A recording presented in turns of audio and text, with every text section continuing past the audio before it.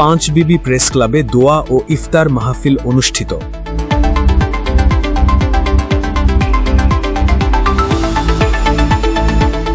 আসসালামু আলাইকুম। এমকে টেলিভিশনের নিয়মিত সংবাদে আপনাদের স্বাগত জানাচ্ছি আমি শারমিন মিনা। এতক্ষণ শুনছিলেন সংবাদ শিরোনাম, এখন ডেস্ক থেকে বিস্তারিত। জয়পুরহাটের পাঁচ বিবি প্রেস ক্লাবের আয়োজনে আলোচনা সভা, দোয়া ও ইফতার মাহফিল অনুষ্ঠিত হয়েছে। বৃহস্পতিবার বিকালে প্রেস ক্লাব মিলনায়তনে সংগঠনের সভাপতি প্রফেসর আজাদ আলীর সভাপতিত্বে ইফতার ও আলোচনা সভায় প্রধান অতিথি ছিলেন উপজেলা নির্বাহী কর্মকর্তা সেলিম আহমেদ।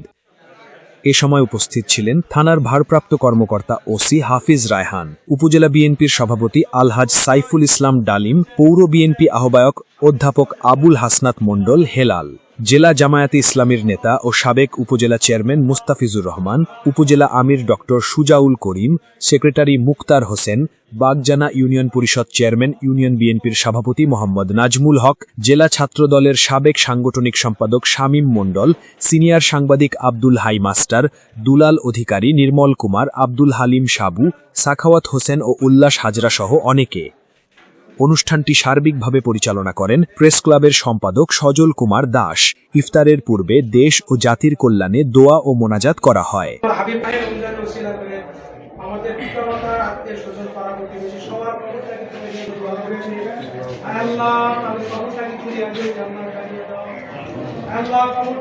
আল্লাহ আমাদের বাংলাদেশটাকে সুন্দর করার তৌফিক দাও।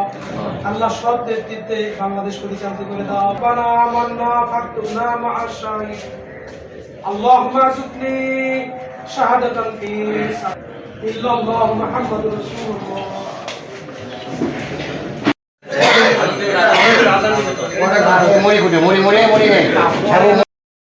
শেষ করছি এমকে টেলিভিশনের নিয়মিত সংবাদ।